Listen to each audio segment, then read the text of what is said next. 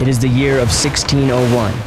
A fleet of 4 English ships creaks out of the London docks, their decks packed with pork, beer, biscuits, and a small army of desperate men. At the helm of the flagship Red Dragon stands James Lancaster, a salt-crusted privateer with a cannon in one hand and a charter in the other.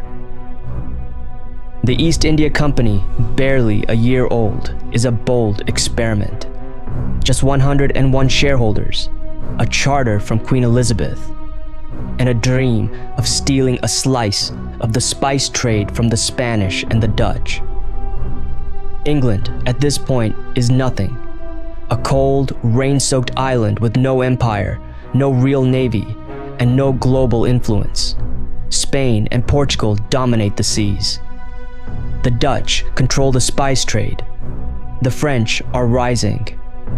England, still licking its wounds from religious wars and colonial failures, barely registers as a player. And yet, something has begun. But Lancaster doesn't fail. He makes it past storms and scurvy, reaches Sumatra, and cuts a deal with the Sultan of Aceh. When he returns in 1603, the East India Company posts a 300% profit. A miracle voyage, enough to prove this wild idea, a merchant company chasing Asian wealth, might actually work. Over 250 years, the East India Company transforms from a desperate joint stock gamble into the most powerful private entity in history, owning a navy, army, currency, and laws.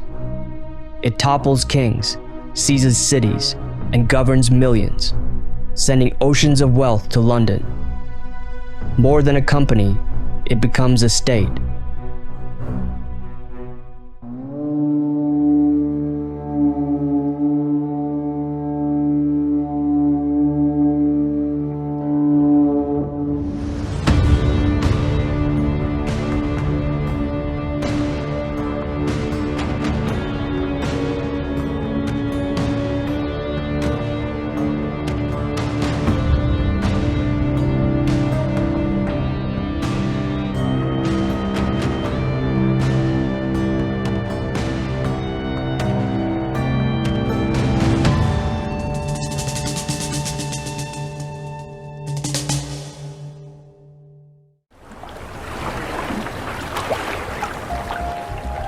Over the next few years, the company plants more seeds. In 1615, they send Sir Thomas Roe, an experienced diplomat. Roe presents gifts, paintings, telescopes, exotic dogs. And after long talks, Jahangir grants limited trading rights. But the growing influence of Britain alarms its most formidable competitor. The Dutch control the Spice Islands. They see the English as rivals and not partners. As a result, all across Jakarta, Bantam, and Amboina, trade disputes are growing. The Dutch East India Company, in 1623, on the island of Amboina, Dutch authorities accuse a group of English traders of planning a revolt. No evidence is found, but under torture, the English confess. The Dutch behead 10 Englishmen, along with Japanese mercenaries and a Portuguese trader. Britain had set its sights on the spice trade, hoping to carve out profit and power in the East Indies. But after losing that battle to the Dutch, the East India Company pivots, turning its full attention to India, where Mughal textiles like cotton, muslin, and silk offer a new path to empire. The East India Company loses the Spice War, but it soon realizes that the real prize is no longer nutmeg or clove, but textiles. Over the next decades, it opens trading posts in Surat, Masulipatam, and Patna, quietly embedding itself in Mughal territory, far from Dutch cannons and nutmeg plantations. Unlike the Dutch, it doesn't fight its way in. It falters, adapts, and bribes. Company agents learn Persian. Company letters read like royal petitions. Meanwhile, back in Europe, Britain is looking for leverage. With the Dutch dominating the seas and the French beginning to stir, England starts courting strategic allies. The most important move comes in 1661, when King Charles II marries Catherine of Braganza, a Portuguese princess. As part of the marriage treaty, Portugal offers a dowry, not just gold, but land. One of those gifts is a sleepy, mosquito-ridden island on India's western coast, Bombay. Bombay was a game changer for the East India Company. It had a deep water port, ideal for shipping, and it sat far enough from the Mughal court to give the company breathing room. You pair that with Surat, still their diplomatic gateway, and suddenly the company has two strongholds, one to trade, the other to project power. But as the company grows, so does its appetite. And no region in India is more tempting than Bengal. By the late 1600s, Bengal is the wealthiest province of the Mughal Empire, rich in silk, opium, saltpeter, and rice. Its rivers connect inland markets to the sea. Its ports hum with commerce. The company wants in, not as a guest, but as a dominant force. But the rapid rise of the East India Company in Bengal draws the attention of Shaista Khan, the powerful Mughal governor. He realizes the English are no longer mere traders. They're building forts, stockpiling arms, and acting like sovereigns. If left unchecked, they could become a threat to Mughal authority. He clamps down, seizing cargo, raising customs duties, and tightening control over their movements. For the company, this feels like war.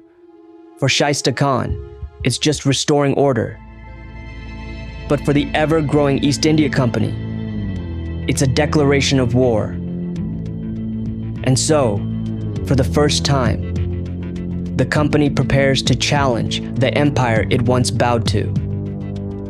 The most powerful empire in the world at the time. In the late 1600s, the Mughal Empire is one of the most powerful states on earth. Its court in Delhi rivals Versailles in splendor. Its armies number in the hundreds of thousands. Its emperors command wealth greater than any European king. In London, India is still called the jewel of the world, and it belongs entirely to the Mughals. The empire itself is only a century old. Founded by Babur, a Central Asian warlord descended from Genghis Khan and Timur, it exploded across the subcontinent in the 1500s, building a dynasty of conquerors who ruled through gunpowder, bureaucracy, and diplomacy. By the time Aurangzeb takes the throne, the empire stretches across most of India. The East India Company knows this. But in Bengal, opportunity outweighs fear. The land itself is what gives Mughals their absolute advantage. Fertile soils, dense populations, year-round agriculture, a vast network of rivers, trade routes, and ports. The emperor serves a realm that is global in trade, self-sufficient, and practically invincible. Bengal is the richest province in the empire, overflowing with silk, saltpeter, opium, and rice. It's a prize the company can't resist. When tensions rise with the local governor, the directors in London make a fateful decision. They believe the empire is bloated, that Aurangzeb, is distracted by southern rebellions, that a quick strike in Bengal could force the Mughals to the table. And so, the East India Company prepares for its first real war. A private company against an emperor. It's bold, it's calculated, and it will backfire. In 1686, the East India Company launches its first military campaign against the Mughal Empire. Company ships bombard Hooghly, hoping to force trade privileges by brute strength. But the plan collapses almost immediately. Mughal forces counterattack with overwhelming numbers, driving the British back to the sea and destroying their settlements. Aurangzeb, already fighting wars in the Deccan, sees this British aggression as a betrayal. He orders the full expulsion of the company from Bengal. Mughal troops seize company factories across the empire, including Surat, the company's most important port. Englishmen are arrested, imprisoned, and in some cases executed. Trade is halted. Ships are confiscated. London's calculated strike has triggered a diplomatic disaster. By 1689, the company is brought to its knees. Its directors send an embassy to the Mughal court, not with threats, but with groveling apologies. They blame rogue commanders, beg for mercy, and offer reparations. Isn't that crazy? At that point, India, for better or worse, was a unified empire, wealthy, centralized, and ruled by an emperor no European power can match. The East India Company came in thinking they could bully their way in. However, they were crushed. It's ironic, isn't it, that the company that would one day rule India had to literally beg its way back in. But the Mughal Empire, for all its glory, is beginning to crack. Internal rebellions, overreach, and a grinding war in the south weaken its grip. The East India Company sees its chance, and next time, it won't come begging.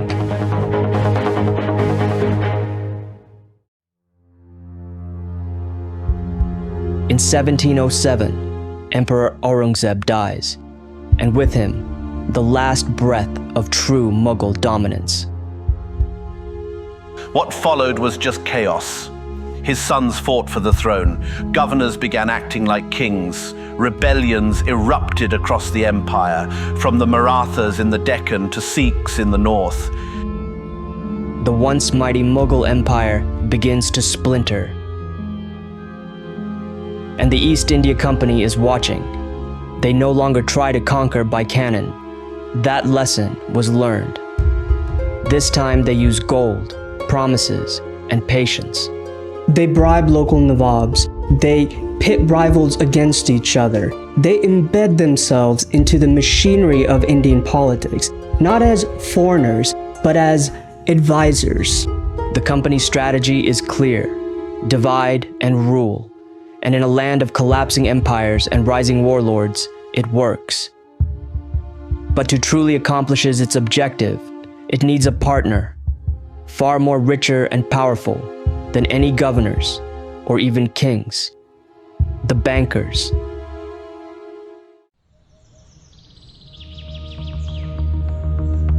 In the heart of Murshidabad, Bengal's glittering capital, there is no throne more powerful than a banker's desk.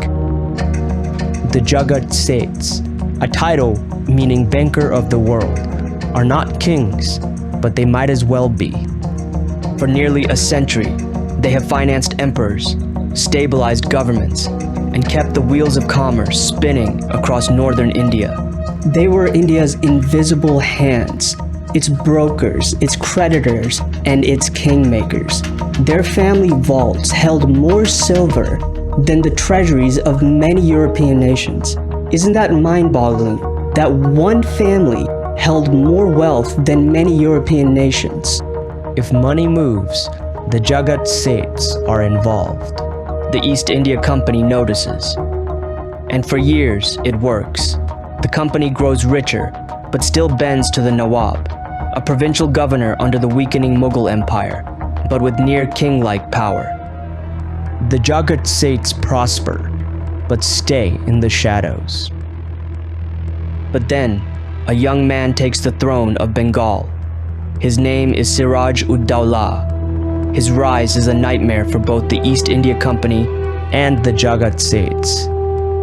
He distrusts the British, resents the bankers, and sees conspiracies everywhere. And unlike his predecessors, he's ready to act. Siraj-ud-Dowlah is born into power, but never meant to wield it, even as the grandson of Alivardi Khan, the aging Nawab of Bengal. Siraj grew up in a world of suspicion. Court politics were vicious, his relatives conniving. When Alivardi dies in April 1756, he names Siraj his successor. The decision shocks the court. The Jagat Seth bankers, who preferred more pliable candidates, are alarmed. So are European merchants, who now fear uncertainty in a kingdom that holds the keys to India's wealth. Siraj didn't just see the East India Company as merchants, he saw them as a threat to his rule. They were fortifying Calcutta, they were skipping taxes, and they were acting as they owned the place, all behind his back. And the worst part, he was convinced that his own nobles and bankers were secretly helping them. It is only a matter of time before Siraj-ud-Dowlah becomes the fuse they've been sitting on. And it finally explodes. The East India Company has fought the Mughals before and lost, crushed, humiliated, forced to beg for forgiveness.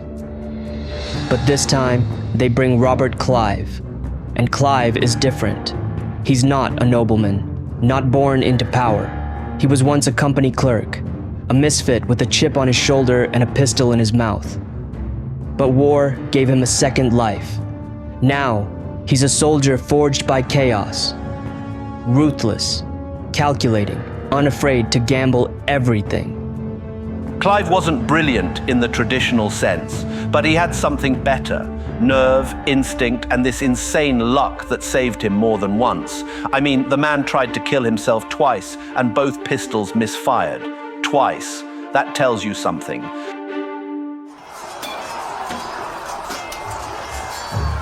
On June 23, 1757, Siraj-ud-Dowlah, the Nawab of Bengal, commands nearly 50,000 men. Infantry, cavalry, artillery, even war elephants. The sheer weight of his force should crush anything in its path. And today, he intends to crush the East India Company for good. His opponent is Robert Clive, a former company clerk turned soldier with just over 3,000 men, some British, most sepoys. Outnumbered more than 10 to 1, the odds are laughable, but Siraj doesn't know the battle was lost before it began. For weeks, Clive has been orchestrating betrayal, not with swords, but with silver. He bribed Siraj's commander, Mir Jafar, offering him the throne of Bengal. The Jagat Seth bankers quietly backed the scheme, providing gold, intelligence, and connections. It's a coup disguised as a campaign. Siraj has no idea his army is rotten from the inside. So when the battle begins, elephants charge, cannons roar. Clive holds the line. He waits. Then, nothing. Mir Jafar's division stands still. Orders are ignored. Siraj's ranks splinter. Confusion spreads like fire. Soldiers panic, then run. The mighty Mughal army collapses, not from force, but from silence. By sunset, it's over. Siraj flees. Days later, he's caught, disguised, disoriented, betrayed by those who once kissed his hand. He's executed without trial, dumped in a ditch, forgotten by his own court. And with that silent betrayal, the East India Company slithers from merchant to monarch, an unholy creature born of gold, ink, and gunpowder, ready to feast on the richest land the world has ever known.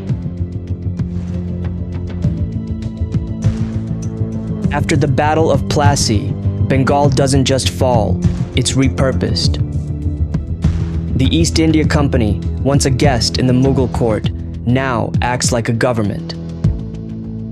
But this is no crown, no elected parliament. It's a company designed to make money. In exchange for installing Mir Jafar as the new Nawab, the company extracts brutal payments.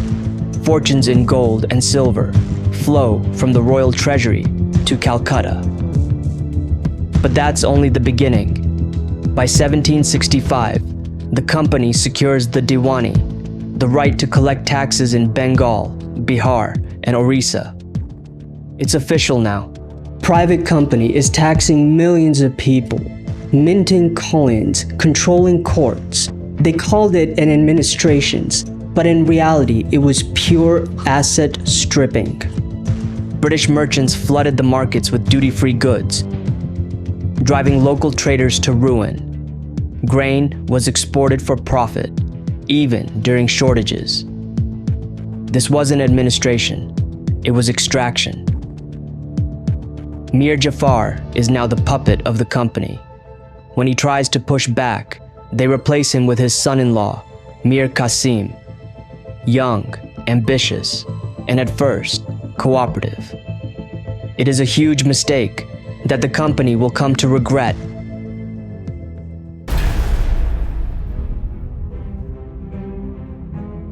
Mir Kasim begins as a compromise. Born into nobility and married into Mir Jafar's family, he seems like a safe pick when the East India Company grows tired of Jafar's resistance.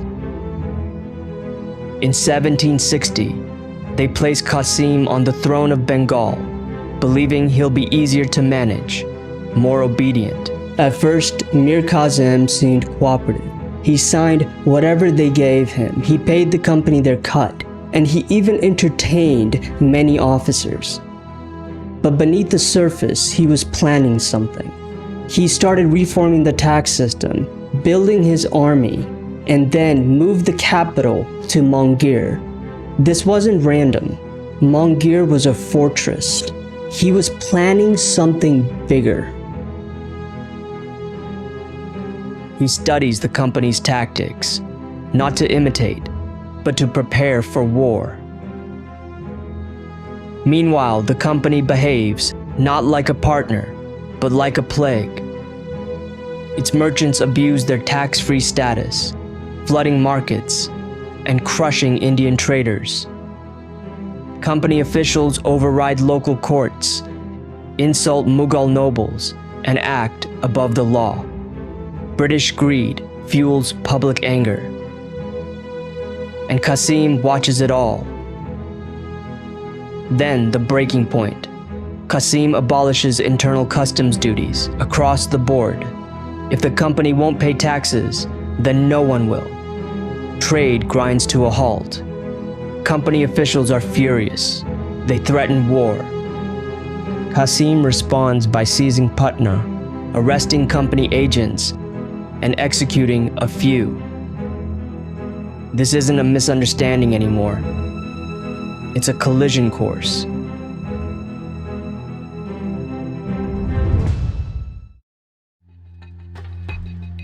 By 1762, Mir Kasim is done pretending. He abolishes internal duties to level the playing field for Indian merchants, undercutting the company's monopoly. He arms his troops with modern weapons, trains them in European methods, and forges alliances with other regional powers. His goal is clear: push the company out. Kasim was cold, calculating, but principled. He didn't want to just get rid of the British out of spite. He genuinely wanted to rebuild Bengal's autonomy.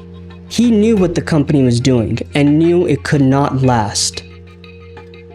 Tensions boil over when company officers refuse to pay taxes. Skirmishes erupt. Kasim retaliates by executing a group of captured company soldiers. Kasim joins forces with Shuja-ud-Dawla of Awadh and the Mughal Emperor Shah Alam II. They form a fragile but formidable coalition. Their armies clash with British forces at Buxar. The company's discipline and artillery overwhelm Kasim's alliance. His army scatters. His allies retreat. He flees, abandoned, disillusioned, and disgraced. And once again, power shifts. The East India Company emerges stronger, its enemies crushed, its influence spreading like wildfire across North India. The last challenger has fallen. Now nothing stands between Bengal and a machine built to drain it dry.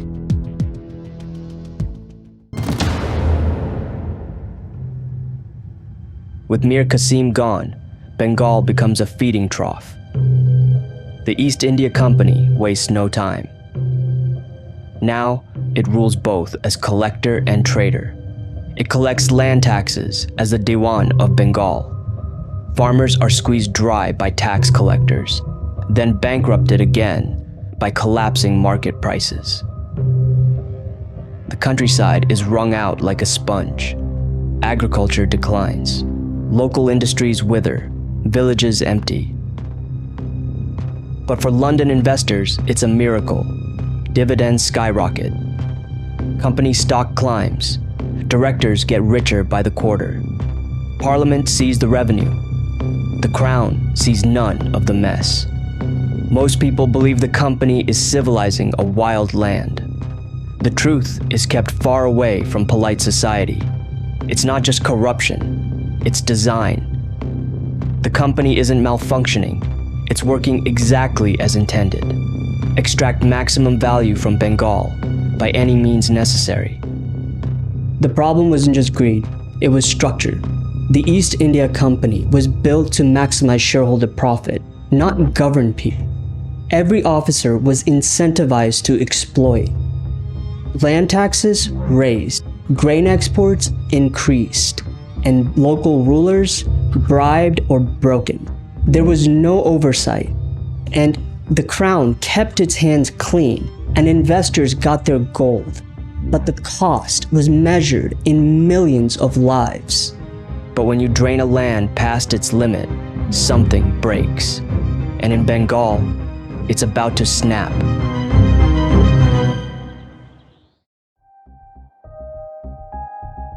By the early 1760s, Bengal, once the richest province in India, is already showing signs of collapse.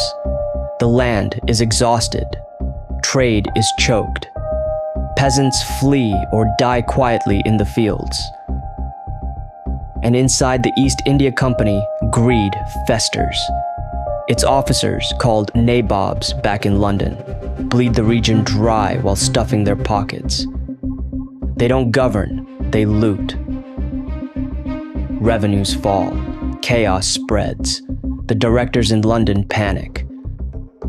There's only one man they trust to salvage their prize, Robert Clive. The war hero returns to Calcutta in 1765. Not as a soldier, but as a reformer. He abolishes private trade among company officers. He enforces new rules for bribes and land grants. He tries to restore discipline to a machine built on corruption. Clive came back to clean house, but the rot was too deep. His reforms looked good on paper, but in practice, they barely scratched the surface. Everyone around him was still skimming off the top. And let's not forget, Clive himself now was a major shareholder. And that's the problem. You cannot fix a system if you're profiting from its worst instincts. So while the rules changed a little, the company's grip on Bengal only grew stronger. Bengal bends and bends and bends until it snaps. What follows is beyond profit, beyond politics. It is horror. By 1770s, Bengal becomes a graveyard. Crops wither under a sky that will not rain. Fields crack. Rivers shrink to sludge. Villages go silent. And soon, bodies begin to line the roads. Children with swollen bellies. Mothers too weak to cry. Starving peasants crawl into the streets of Calcutta, begging the very men who drained their granaries. But the company doesn't stop. It doesn't even slow down. Taxes are raised.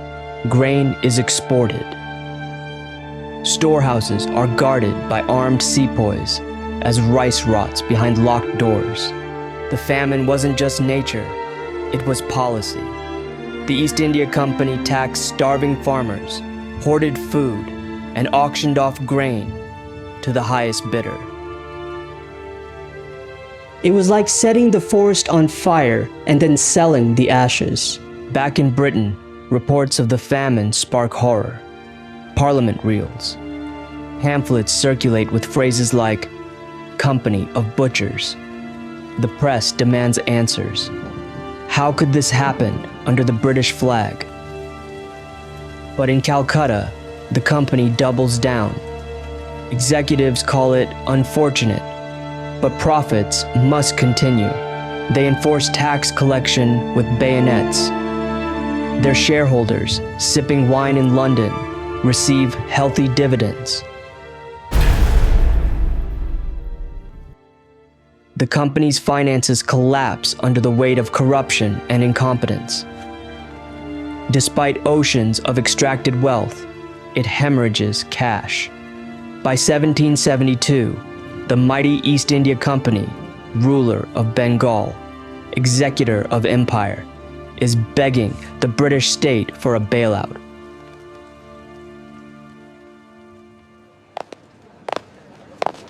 By 1772, the East India Company, once the richest commercial empire in history, is broke. The famine kills off taxpayers. Revenues vanish. And now, even in London, shareholders panic. Members of parliament receive letters describing dead bodies piled in Bengal, and company men sailing home with fortunes. The public is outraged, not just at the horror, but the hypocrisy. A private company, blessed with royal charters, has bankrupted itself while ruling like a monarch. The British government has no choice. If the company collapses, it will take the stock market and perhaps the empire with it. So they step in. It's mind-boggling. The company that starved millions of people was now being rescued by the very government that let it off its leash.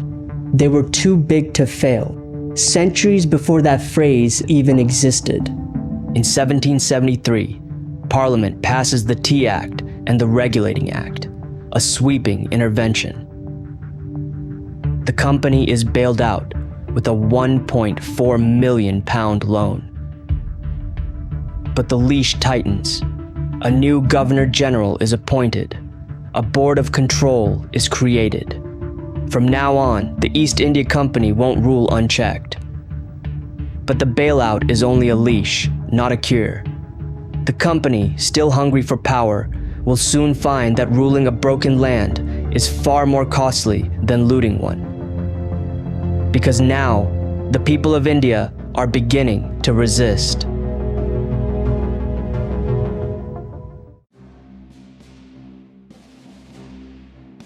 By the late 18th century, the East India Company isn't just ruling Bengal, it's expanding outward like a virus. In China, it finds another target, but this time, conquest won't come through war. It comes through addiction. Opium, grown in India, smuggled into China, exchanged for tea, silk, and silver. But the Chinese empire is not the Mughals. It's centralized, organized, and proud. Local elites don't fracture as easily and are more suspicious of Britain. Extraction is slower. Resistance builds. Meanwhile, back in India, the cost of empire begins to suffocate the company. Managing provinces, suppressing revolts, paying for armies, bribing local kings. It all adds up. The profits that once flowed freely from Bengal begin to thin. Revenue declines, expenses surge, and once again, the people pay. By the early 1800s, famine wasn't a fluke, it was routine. The company's tax machinery kept grinding even when the rains failed, even when crops withered. Grain got exported to fill imperial coffers while villages starved. I mean, imagine this. Tax collectors still knocking on doors when there's nothing left. No food, no seed, no hope. That's not bad governance. That's structural cruelty. And inside the company's own military machine, a quiet fracture begins. The sepoys were Indian soldiers, mainly from lower caste and local martial communities. On paper, they wore British uniforms and carried British guns, but their loyalty was always fragile. They were paid in company coins, commanded by foreign officers, and yet expected to suppress their own people. It was a powder keg. The sepoys are no longer grateful. Their wages lag, their officers show contempt, their customs are ignored. They are trained to kill, but not trusted with respect. And worse, they see the suffering in their own villages. They bury their own dead, while their British commanders drink imported wine in fortified compounds. The tension mounts, and when it breaks, it will shake the empire to its knees.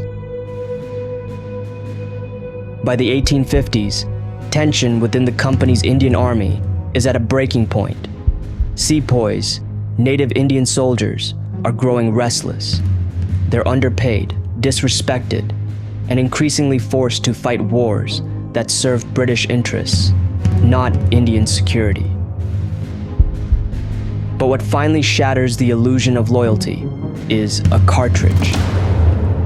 The new Enfield rifle requires soldiers to bite open greased cartridges rumored to be laced with cow and pig fat, sacrilege to both Hindu and Muslim troops.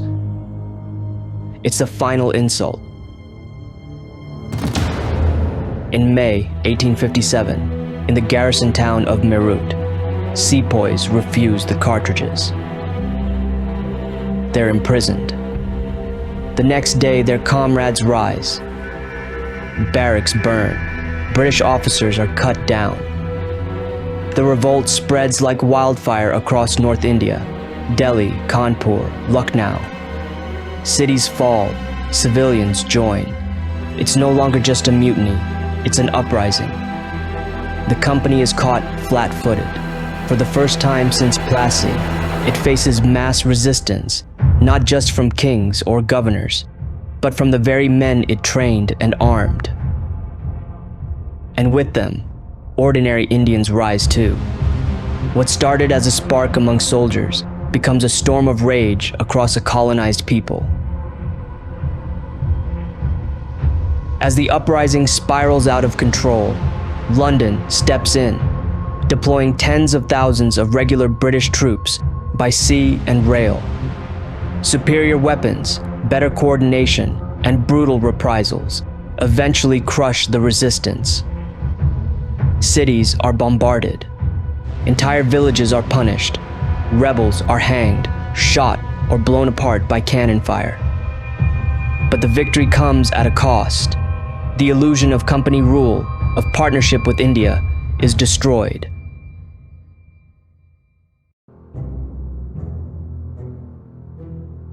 The smoke of rebellion still hangs over India. Cities are scarred, villages burned. British soldiers remain posted at every fort, every palace, every factory. But one thing is clear: the East India Company will not survive this. The 1857 rebellion, known later as the First War of Independence, has shattered the company's myth of control. No amount of spin can hide the truth. The British public, once enchanted by tales of fortune and enterprise, is now appalled by the scale of bloodshed. Parliament is under pressure. The press calls it a national embarrassment. And behind closed doors, even the crown begins to see the obvious. This private company can no longer be trusted with an empire. In 1858, just a year after the mutiny, Queen Victoria signs the Government of India Act. The East India Company is formally dissolved. All its territories, armies, treaties, and debt swallowed whole by the British Crown.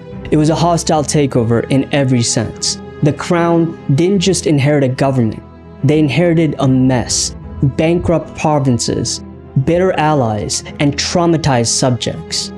But they also inherited a system of power so refined, so ruthlessly efficient, that it could be weaponized.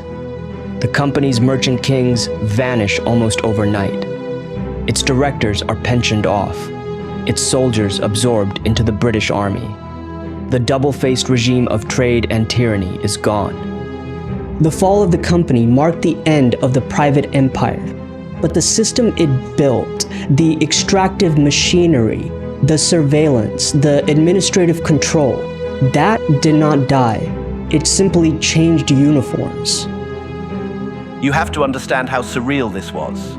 The company had once ruled over a fifth of humanity. It printed its own money, commanded armies, crowned kings. And yet, it dies not with a war, but with a signature on paper. Britain didn't conquer India through sheer force. It couldn't have. The subcontinent was too vast, too complex. But what made the conquest possible was fragmentation. The Mughal Empire was crumbling, and local rulers distrusted each other. The British exploited these divisions. They gave money to some and weapons to others. Add in a disciplined army of Indian sepoys, superior naval logistics, and a powerful profit motive, and you get an empire not built on strength, but on leverage. India wasn't taken in a single war. It was bought, manipulated, betrayed, and gradually absorbed. Coin by coin, treaty by treaty, piece by piece. From its ashes rises a new regime, the British Raj. More bureaucratic, more direct, less chaotic, but no less imperial. It is not the dawn of freedom. It is not the arrival of justice. It is the awakening of a new Leviathan. The crown no longer hides behind merchants and charters. Now, it rules openly with red coats, iron rails, and imperial law. India becomes a crown jewel in name and burden. And the great red dragon of the British Empire begins to coil itself tightly around the subcontinent. Calmer, colder, and far more difficult to kill.